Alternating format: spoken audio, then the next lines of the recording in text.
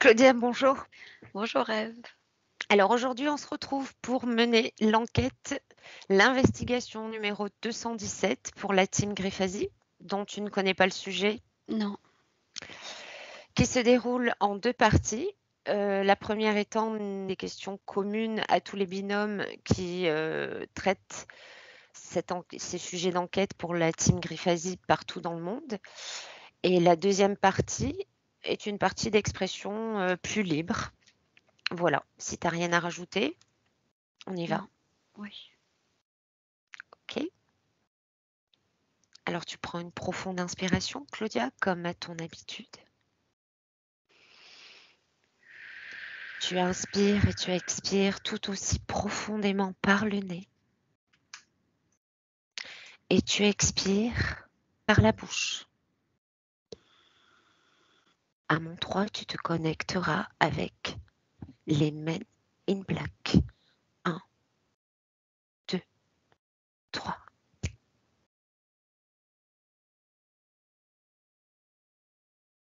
Existent-ils vraiment ou bien font-ils partie de la science-fiction cinématographique? Ce que je perçois, ce que je vois, ce sont des groupes qui travaillent de façon cachée, Mhm. qui ont des connaissances que d'autres n'ont pas Mhm. et qui ont des missions sous couverture. Ils existent donc vraiment. En tout cas, ce que j'observe, effectivement, j'en vois. Ok. Veux-tu rajouter autre chose? Ah, moi, je les vois pas vraiment comme on a pu les voir dans les films, Mhm. avec ce costume et ces lunettes noires, et je les vois plus sous une forme de personnes qui travaillent sous couverture ou dans des domaines tenus secrets. Ok. Alors, question suivante. Qui sont les Men in Black? Ce qui vient tout de suite, c'est tout ce qui est militaire, tout ce qui est en lien avec des personnes qui sont entraînées à des missions spécifiques, Mhm. précises. Mhm. Alors, je n'ai pas les appellations, mais ça pourrait être des forces spéciales. Ok. Autre chose. Je vois des hommes très entraînés physiquement, mais pas Mhm. seulement physiquement. Ils ont des capacités, ils ont des entraînements pour développer des capacités autres que physiques, par exemple psychiques ou parapsychiques. Ok. Question suivante. Mm. Observe et déchiffre l'ADN physique de ceux que l'on appelle les hommes en noir et dis-moi comment tu les perçois. À mon 3. 1, 2 et 3.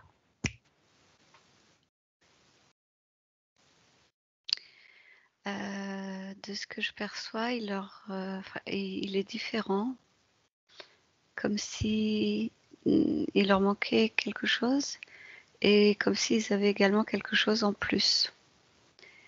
Dans ce qui leur manque, c'est des capacités, des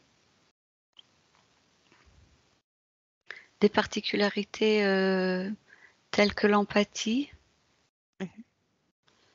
Mhm. la sensibilité, même l'humour.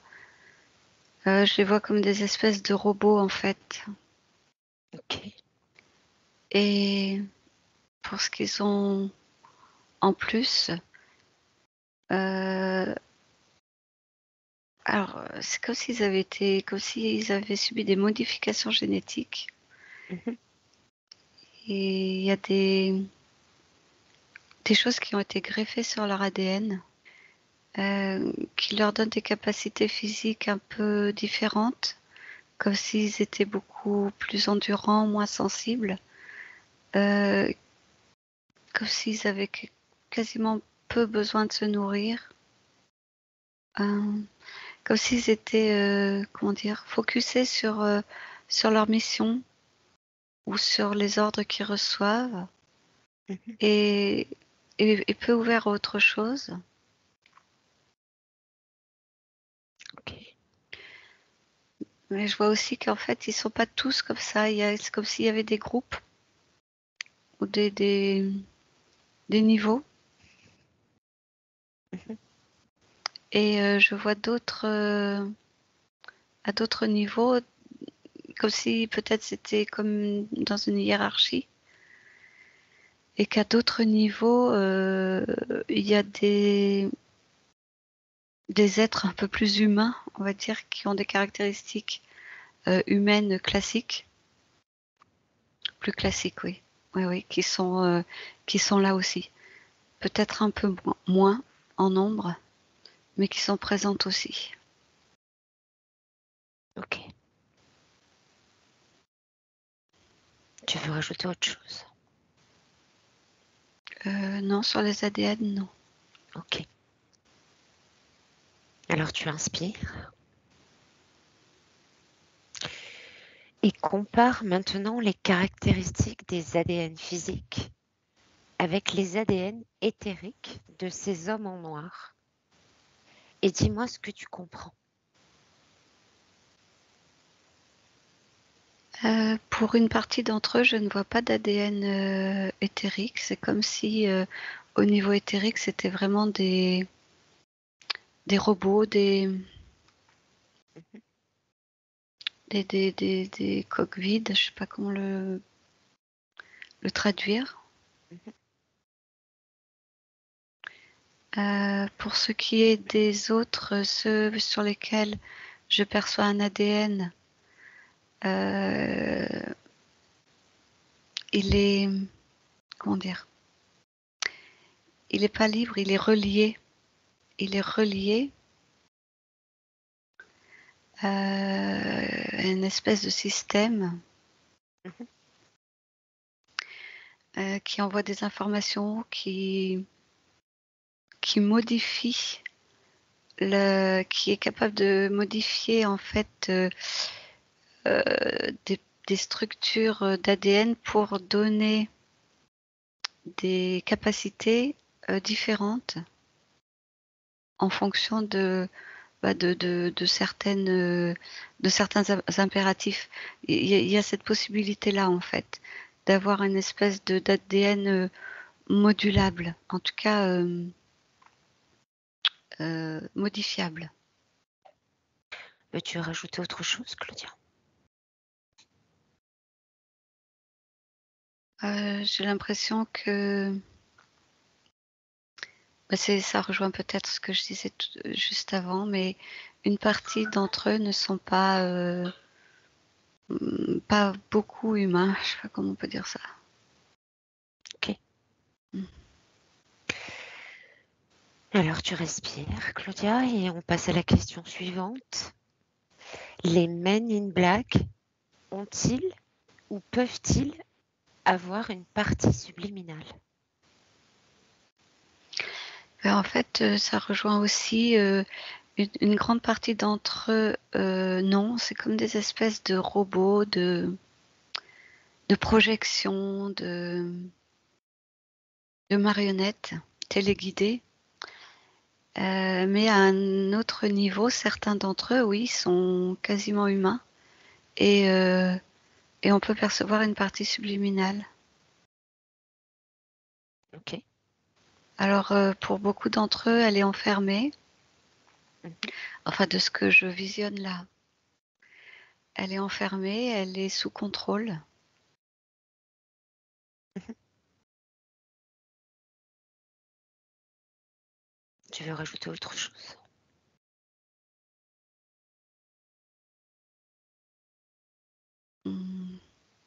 Non. Alors, question suivante. Quel est le rôle des Men in Black et dans quel cas interviennent-ils?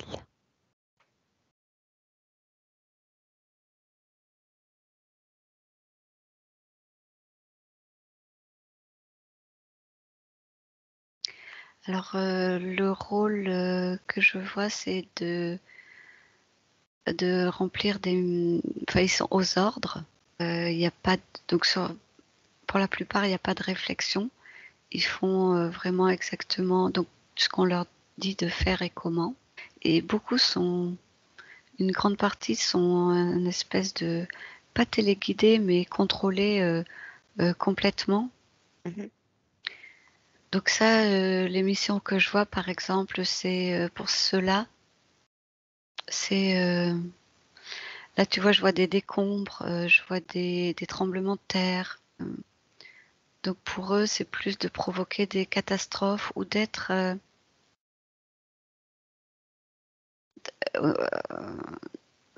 avec, enfin, au moment de la catastrophe, d'être présent. Mhm. Comment est-ce que tu te sens, Claudia?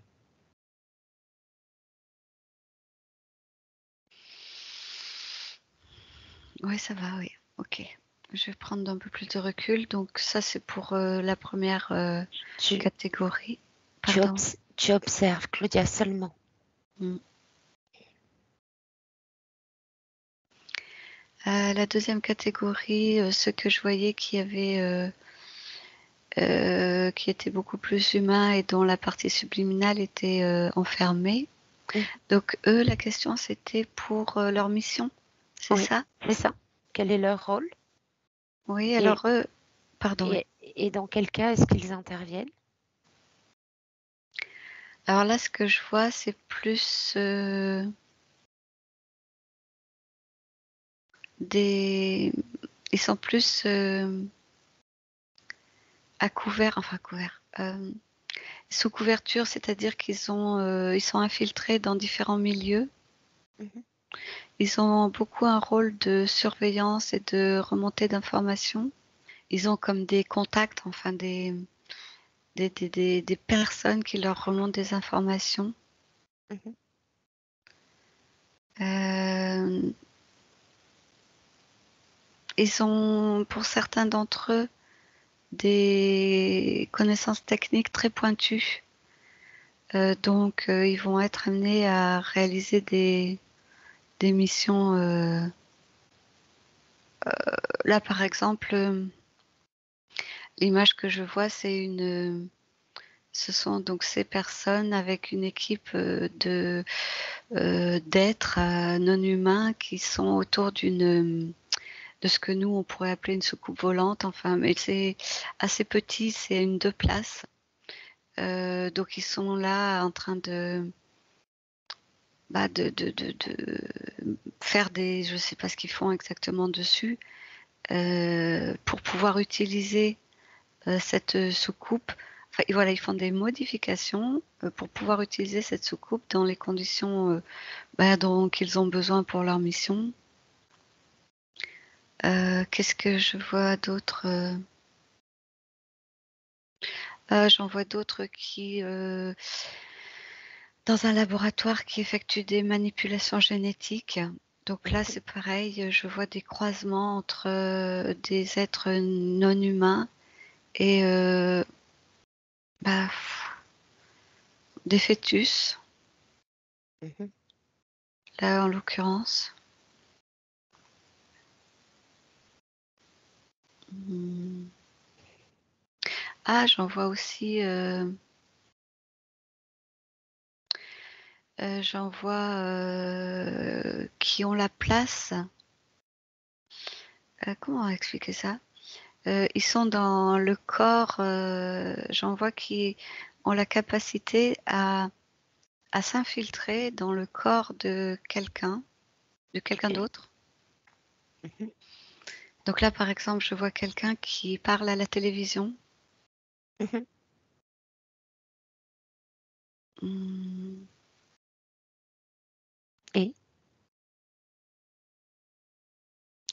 et donc qui fait passer un message précis par le biais de cette personne qui, elle, est connue. Ok. Question suivante. Oui. Alors tu inspires et tu régules tes fréquences, Claudia. Quelle technique, équipement ou arme les Men in Black peuvent-ils utiliser?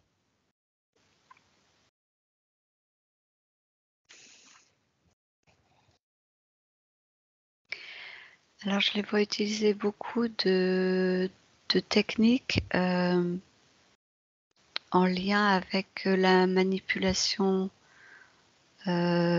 psychique, la manipulation mentale, les techniques d'influence à distance, les techniques de perception augmentée.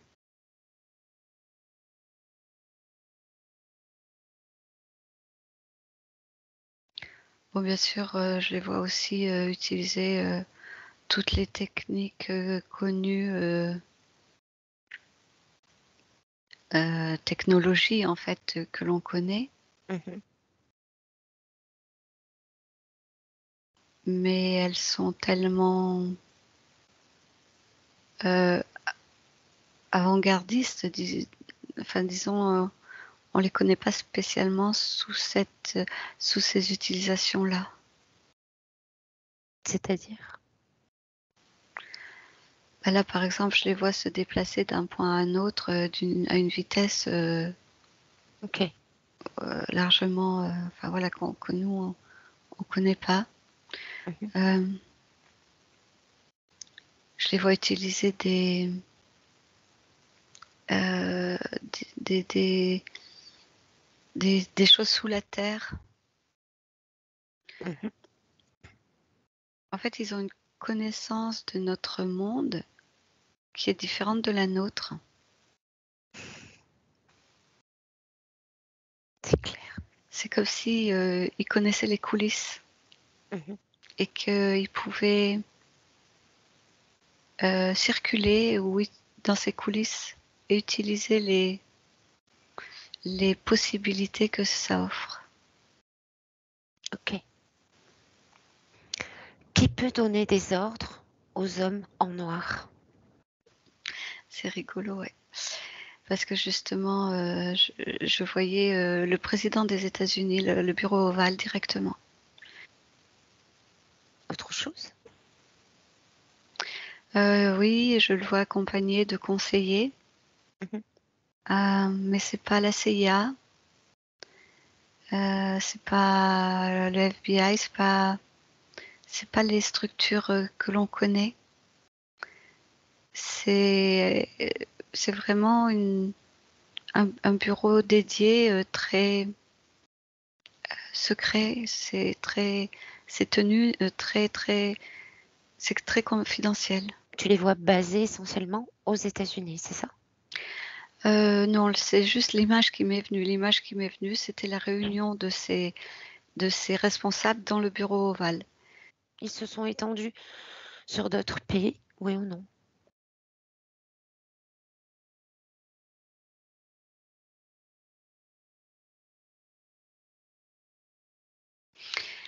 Alors, je perçois qu'au niveau chinois et russe, il y a des similitudes, mais c'est pas exactement de la même façon. C'est pas fait de la même façon. C'est pas aussi. Alors pour les Chinois, c'est pas aussi abouti. Ça va pas aussi loin. Les Russes, oui, eux, ça va loin. Ça va effectivement. Ils ont aussi beaucoup travaillé tout ce qui est, par exemple, ce dont je parlais tout à l'heure, le contrôle mental, le remote viewing, la projection de conscience, les déplacements non physiques. Ok. Ils ont beaucoup travaillé ça. Et si tu prends plus de perspective, peux-tu dire que il s'étale à l'échelle mondiale? Alors, Tous les... oui, dans leurs actions, oui. Ok. Dans leurs actions, si je reviens sur le groupe tout à l'heure aux États-Unis, c'est celui que je vois le plus développé. Mhm, Dans leurs actions, oui, ils s'étendent au niveau mondial mhm. et ils ont infiltré, si on peut dire, beaucoup de pays et beaucoup de sphères d'influence. Mhm. Autre chose? Non. Alors revenons sur cette question, Claudia, concernant les ordres qu'ils reçoivent. Si on retourne à l'origine de la création de ces hommes en noir, ils sont la volonté de qui? Alors, ce qui est venu comme image, c'est un laboratoire dans une soucoupe volante en orbite avec des manipulations génétiques des petits gris qui étaient présents. Mhm. Ils ont été donc ensuite implantés. Et à l'origine, qui a pris cette décision? Qui permet l'existence de ces hommes en noir?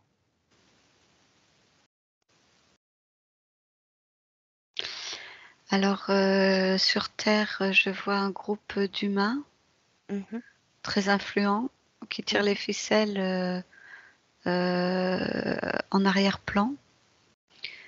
Donc, c'est eux qui influencent. Là, par exemple, je vois la mise en place du président, Mhm. en tout cas de certains présidents aux États-Unis. Donc, c'est eux qui contrôlent ce fameux bureau. Ils ont besoin d'une technologie relativement avancée afin de réaliser ce projet. Parce que j'observe là, ce sont des êtres que je qualifie de non humains. Et il y a une espèce de réunion, je les vois attablés, il y a une table ronde. Ils sont plusieurs. Ils ne sont pas tous de la même origine. Ok. Et dis-moi, de quand date l'origine de ces hommes en noir sur Terre?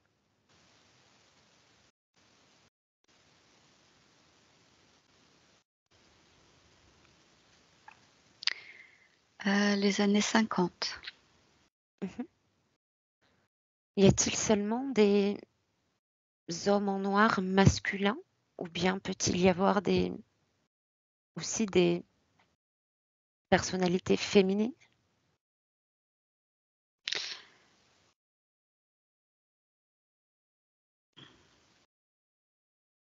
Hmm. Ce que je perçois, c'est essentiellement masculin. Mhm.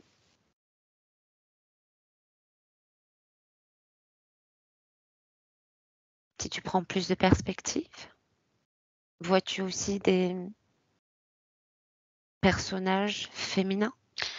Oui, j'en perçois, mais pas au niveau d'exécutants, plus Mhm. au niveau des décideurs ou des leaders, je sais pas comment on peut dire. Ok.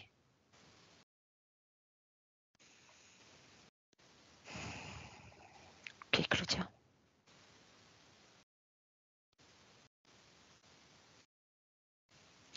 Dans ce film, il nous présente les Men in Black comme étant des personnages qui permettraient de réguler l'immigration extraterrestre.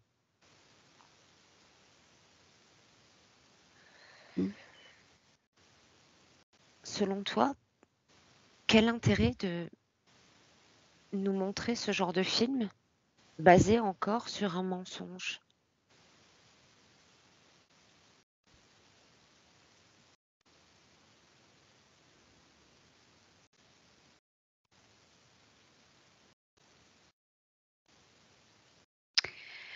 Ce que je perçois, c'est que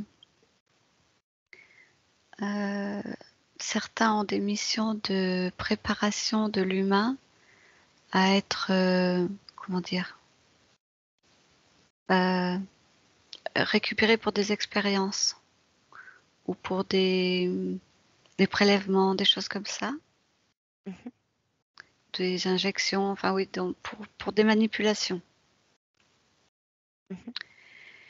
Et que donc de ce que je vois, ce genre de film permettrait de créer dans l'inconscient collectif et dans les égrégores la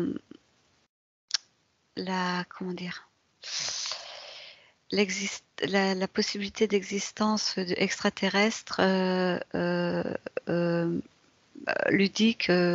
En fait, ça leur permet d'implanter dans l'inconscient collectif un rapport léger à tout ce qui est extraterrestre, une vision amusante, une vision non dénuée de danger ou dénuée de mauvaises intentions.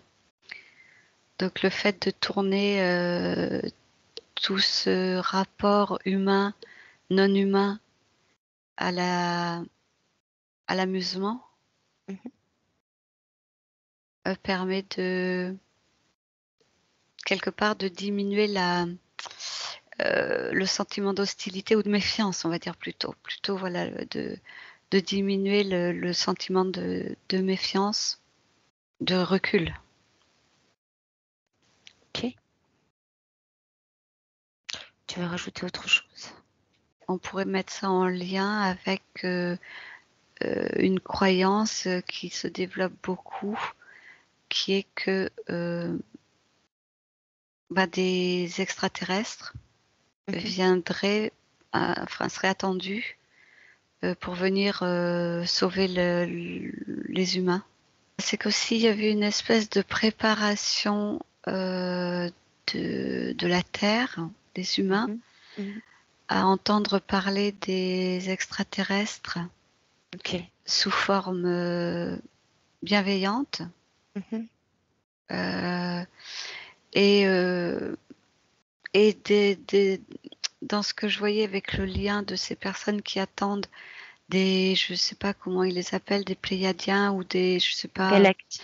ou des galactiques, voilà, qui viendraient pour nous sauver. En fait, entretenir cette idée permet deux choses. Une première chose, d'avoir que les humains aient une idée, enfin une approche plus positive et sans peur, et plutôt même avec une attente de sauveur. Et la deuxième chose, c'est que ça permet aussi de les empêcher de... Là, je suis très très brouillée. De les empêcher. Tu inspires et tu intentionnes cette fluidité. Alors, remettre à l'extérieur, voilà, ça revient encore, ça. Les empêcher de... Enfin, les influencer pour remettre à l'extérieur d'eux leur alignement, leur souveraineté, leur capacité, leur puissance. Le fait d'être entretenu dans l'idée que on a besoin d'une aide extérieure, que pour être mieux, pour être sauvé, ce sera par l'extérieur. Voilà, ça entretient ces deux. Ça doit être vraiment pas clair tout ce que j'explique, mais j'ai du mal à trouver les mots. Ok. Tu respires, Claudia. Tu remontes tes fréquences. Alors, dernière question, Claudia. Focus sur ces hommes en noir et dis-moi si on les retrouve dans tous les domaines professionnels ou bien ils appartiennent seulement à une branche particulière. On a un petit peu abordé ce sujet tout à l'heure. Focus sur leur lieu d'infiltration. Où les retrouve-t-on? Alors, je les vois effectivement un petit peu partout, mais pas en tant que en poste dans Mhm, les différents milieux. Ils sont plus en surveillance, en contrôle. Ils mhm. sont pas au boulot, par exemple, je sais pas moi, infiltrés dans la finance et en train de faire du trading. Non, ils sont infiltrés dans les milieux pour faire de la surveillance. Alors, quel genre de milieu?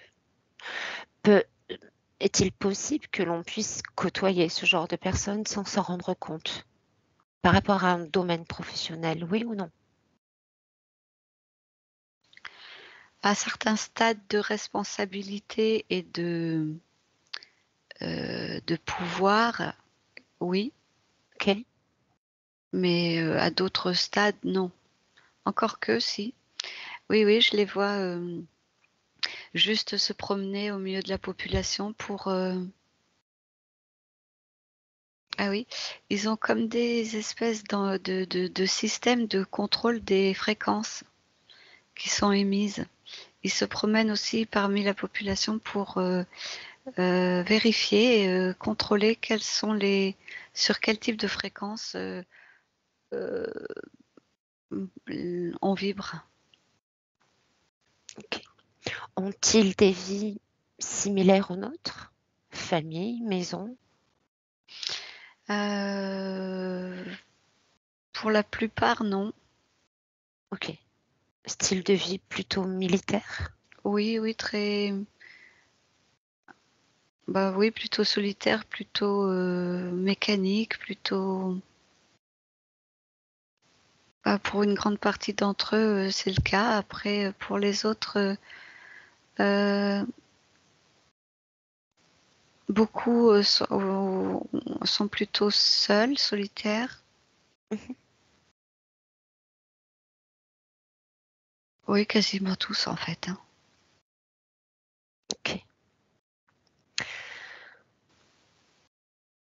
Ok, Claudia. Non, j'en vois pas. J'en cherchais qui seraient en famille, mais non, j'en vois pas. J'en trouve pas. Bien.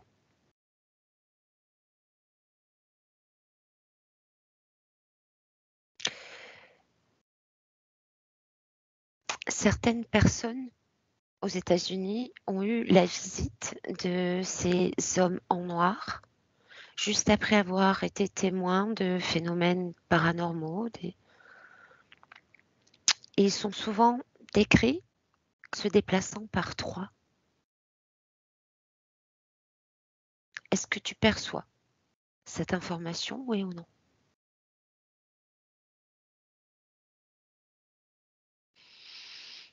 Euh, j'ai- je perçois pas que ce soit une règle absolue.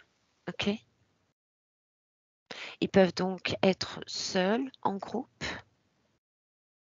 Oui, de ce que je vois, oui. Se reconnaissent-ils entre eux? À certains niveaux, quand c'est nécessaire, oui. Mhm. Mais de ce que j'observe pour la grande majorité, enfin, comme ils n'ont pas des... Tu veux dire, est-ce qu'ils se reconnaissent s'ils sont pas sur la même mission, tu veux dire? Est-ce qu'ils peuvent communiquer les uns les autres de manière télépathique? Est-ce qu'ils est-ce Oui, qu'ils certains, oui. reconnaissent leur légitimité les uns par rapport aux autres? Oui, pour certains, oui.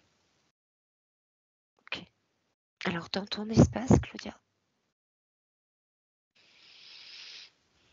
tu retrouves tes fréquences idéales parfaites, légères, et tu les régules en toi.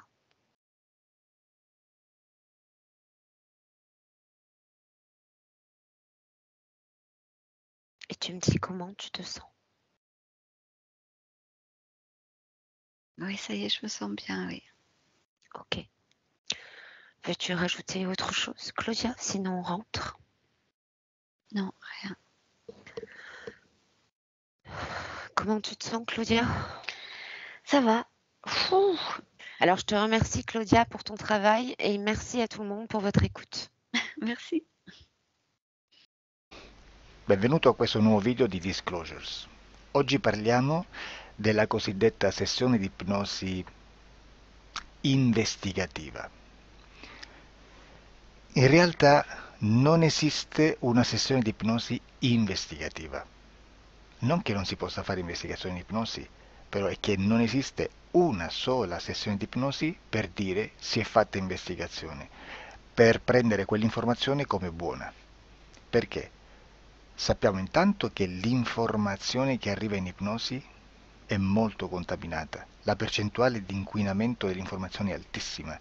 Pensate a questa informazione che viaggia per tantissime dimensioni, attraversa densità, passa per coscienze che volontariamente o involontariamente possono distorcerla e poi arriva infine alla persona che sta in ipnosi, che ha una coscienza, ha una mente, ha un'esperienza e interpreta questa informazione secondo la sua struttura mentale, secondo le sue credenze, che per quanto si possa essere più o meno liberi mentalmente, liberi pensatori, sempre c'è una parte subliminale che interpreta in base all'educazione ricevuta, alla cultura e perché no, anche tutte le esperienze di esistenze passate che ancora lasciano un segno in noi.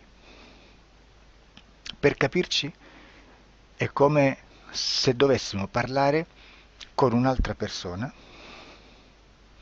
immersi nell'acqua, a qualche metro di distanza, cercando di utilizzare un mezzo, che è quello della corda vocale, che è fatto per produrre suoni da trasmettere nell'aria. Noi stiamo utilizzando questo strumento per far passare un'onda sonora nell'acqua o in un liquido. Chiaramente il suono viene completamente distorto, sempre ammesso che sia per il nostro corpo facile e non difficoltoso poterlo fare senza avere dei problemi come ingurgitare acqua o eccetera. Ma non solo. Supponiamo che per questo tipo di comunicazione utilizziamo anche due lingue diverse, per esempio un italiano e un russo o un giapponese. Per quanto possiamo anche interpretare il labiale, non possiamo capire quello che ci sta dicendo, perché la lingua è diversa. La lingua, diciamo, da dove parte l'informazione a dove arriva è completamente diversa, il codice, il linguaggio è diverso. Ma possiamo anche cercare di capirci attraverso i gesti, attraverso le espressioni facciali. Per quanto sia ipoteticamente facile poterlo fare sott'acqua, però non dobbiamo dimenticare che l'acqua non è l'aria e può distorcere l'immagine, ma non solo. Dobbiamo anche pensare che l'altra persona, che parla un'altra lingua, che viene da un'altra cultura, potrebbe interpretare i segnali che noi interpretiamo come X in Y. Per noi un sì è abbassare la testa dall'alto verso il basso, per esempio, sì, e il no da sinistra verso destra, no. In alcuni paesi orientali, come le Filippine credo o qualcun altro, utilizzano esattamente gli stessi segni, ma al contrario. No, sì. Immaginate due persone di queste due culture che stanno cercando di comunicare in maniera così difficoltosa e alla fine non gli rimane altro che interpretare il linguaggio corporale. Sì, che per l'altro invece no. Cosa voglio dire con questo esempio estremo? Che l'informazione da dove parte a dove arriva viene completamente deformata. Non sappiamo esattamente quale percentuale perché ogni situazione è a sé stante, però la percentuale di inquinamento, di distorsione, di contaminazione di questa informazione è assolutamente alto. Quindi fare una sessione investigativa, mettere una persona in ipnosi e chiedere di Tizio Caio Sempronio di una situazione o chiedere certi dati è assolutamente controproducente, è assolutamente inutile. Quindi vi chiederete cosa fate allora voi quando fate ipnosi, quando fate delle domande, quando cercate delle risposte e con queste informazioni che vi arrivano lavorate sulla situazione esoterica del cliente. Beh, non facciamo altro che recuperare questa informazione solamente per arrivare al problema del cliente e poi lavorarci. Quindi il valore dell'informazione non è quello di un'istruzione, quello di memorizzare dei dati e di prenderli per buoni, ma è un veicolo di movimento, di trasporto verso la causa del problema per poi lavorarci.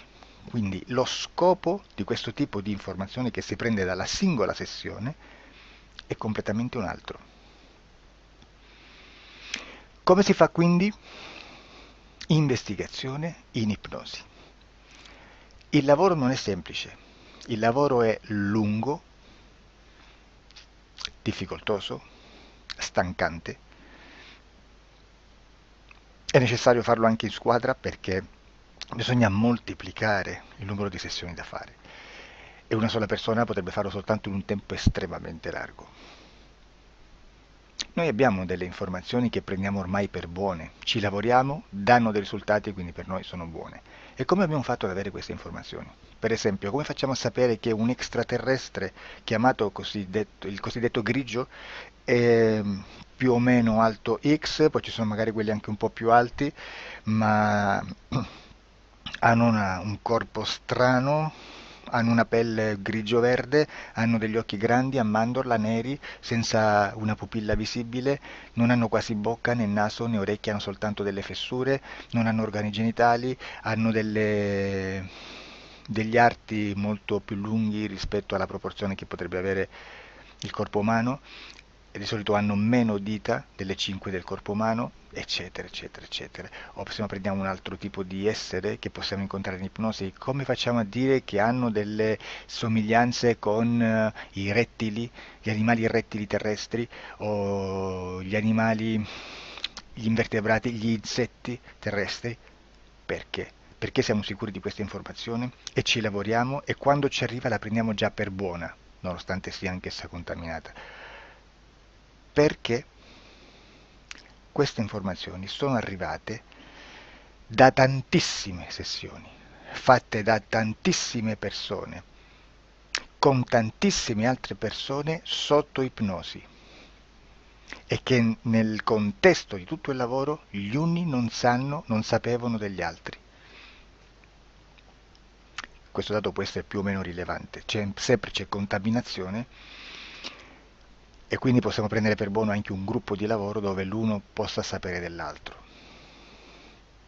Ci potrebbe essere una contaminazione del contesto di quel gruppo di lavoro, ma si aggiunge semplicemente una piccola percentuale di questa contaminazione a già la grande che esiste. Non è così impossibile lavorarci. Da tutte queste sessioni, da questo grande numero di sessioni, migliaia, diciamo migliaia, noi prendiamo solamente quell'informazione che è uguale a tutte, che è in comune a tutte, o a quasi, perché magari qualcuna ci potrebbe essere niente in comune per una fortissima contaminazione, perché no? Ma dobbiamo prendere una stragrande maggioranza proporzionalmente abnorme rispetto a quello che potrebbe essere un minimo di scartabile,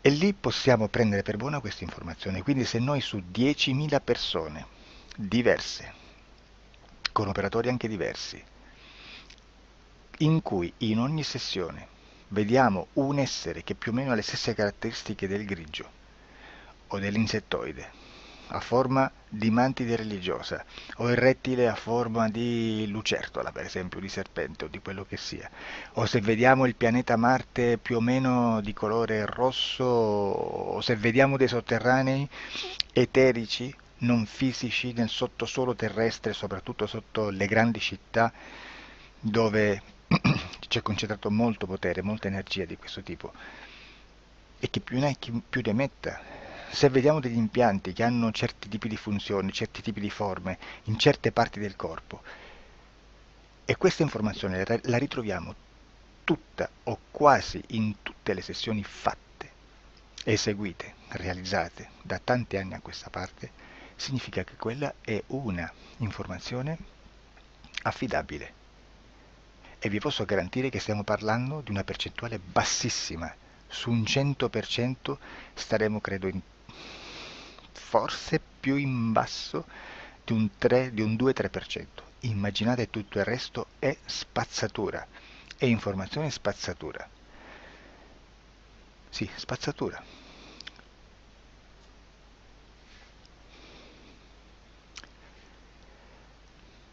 C'è anche un'altra cosa da dire. Supponiamo che un operatore faccia un'ipnosi e voglia andare a vedere cosa fa Tizio, cosa fa Caio, cosa fa Sempronio. Arrivano delle informazioni e si dice che Tizio è biondo, Caio è zoppo e Sempronio è uno sportivo. Intanto già abbiamo detto che una sessione soltanto non serve, d'accordo? Ma poi c'è da dire che una coscienza, un essere, in ambiente subliminale, la sua parte subliminale potrebbe non dare autorizzazione a questa fuoriuscita di informazioni. Mi potreste dire, e allora tu quando chiedi agli esseri cosa fanno, cosa non fanno? Beh, intanto la prendo sempre con le pinze perché abbiamo sempre detto che tutto è molto contaminato e mi serve solo per dirigermi da una parte. Ma c'è anche da dire che se un essere interferisce con l'altro, ha aperto un canale di comunicazione a cui non può ovviare, a meno che non lo recida, non lo annulli. Quindi quando io faccio la domanda a un essere, se lo faccio attraverso l'interferito, mi arriva l'informazione per un canale aperto che sottostà alla volontà dell'interferito. Sulla volontà dell'interferito parleremo in un prossimo video disclosures. Però, se io voglio fare un'investigazione sopra Tizio, Caio e Sempronio che non hanno nessun collegamento, nessuna interazione e nessuna interferenza con il soggetto con cui io sto realizzando l'ipnosi, non è detto che mi arrivi questa informazione. Assolutamente. Potrebbe esserci completamente un muro. Come potrebbe esserci informazioni perché quell'altra parte potrebbe autorizzare comunque. Ma non è detto.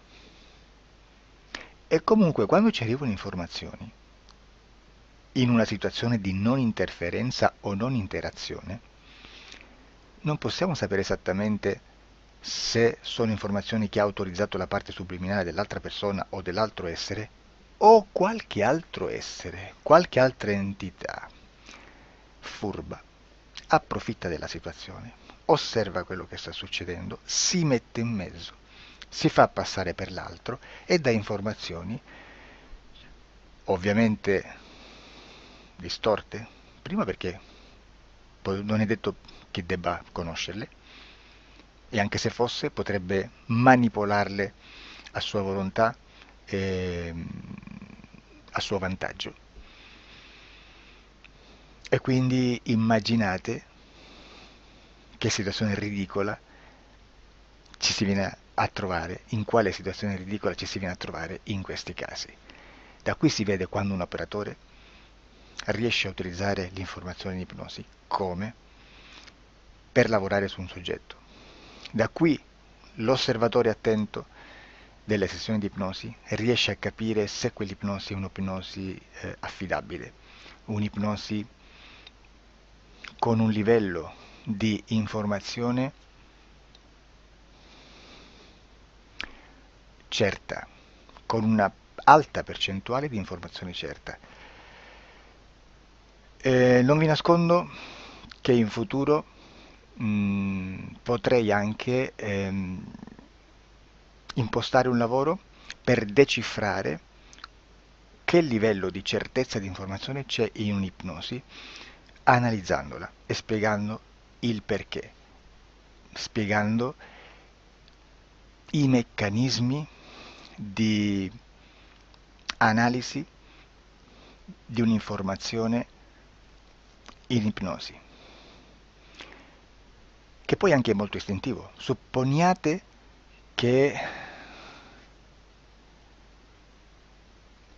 Supponiamo che dobbiamo cercare un'informazione su internet, per esempio un fatto di cronaca. Voi preferite mettervi su un sito ufficiale? A caso. L'ANSA in Italia, ADN Kronos, qualche telegiornale che per quanto possano manipolare l'informazione ad alti livelli, comunque possiamo dare affidabile la fonte dell'informazione che viene trasmessa. Non possono trasmettere una bufala sicuramente. Verrà sicuramente manipolata ad altri livelli. Ne parleremo in altri video, ma a livello base la fonte è certa. Sicuramente non andrete a cercare questa informazione sul primo sito, il primo blog che vi passa davanti e magari c'ha 4 followers. Perché? Perché non vi dà nessuna garanzia della certezza della fonte. Non c'è un controllo né nella struttura interna di questa agenzia di informazione e né dal grande pubblico, che per la quantità di persone che attingono quell'informazione si può dedurre se l'informazione è certa o meno, perché è un'informazione che passa in un pubblico così vasto che se ci dovesse essere una distorsione con la realtà è molto probabile che venga fuori. Credo che abbia detto quasi tutto sulle sessioni investigative. Prima di chiudere aggiungo che proprio per questo stiamo conducendo dei cicli di investigazione in ipnosi regressiva che comprendono tante sessioni con persone diverse, con una buona o eccellente suscettibilità ipnotica sicuramente,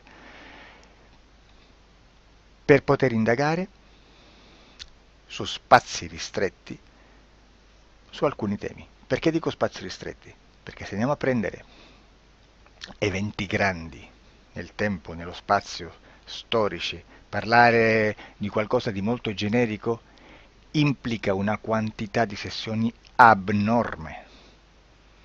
Immaginate se dovessimo fare una sessione investigativa sui buchi neri, quanta informazione ci sarebbe e quante informazioni da filtrare. Sarebbe quasi impossibile farla in questa maniera. Ma se noi riduciamo lo spazio di investigazione, se noi prendiamo per esempio, investighiamo sulla pedofilia nella Chiesa Cattolica, ecco, se già restringiamo il campo d'azione è molto più facile che possiamo attingere informazioni affidabili, presuntamente affidabili, con un numero di sessioni sicuramente alte, ma ridotte rispetto ad altri tipi di sessioni molto più generiche, su temi molto più generici.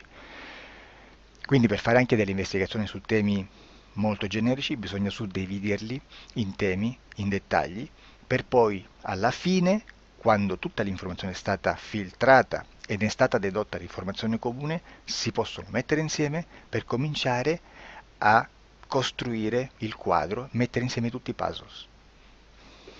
Questo è il vero senso dell'informazione in ipnosi, quando si fa ipnosi investigativa. La sessione per risolvere una problematica, un problema, con una presunta origine esoterica di un cliente, di una persona, è un'altra cosa, sono altri metodi, altre tecniche e l'informazione si usa in un'altra maniera, ha un altro scopo. Grazie, ci vediamo al prossimo video. Disclosure.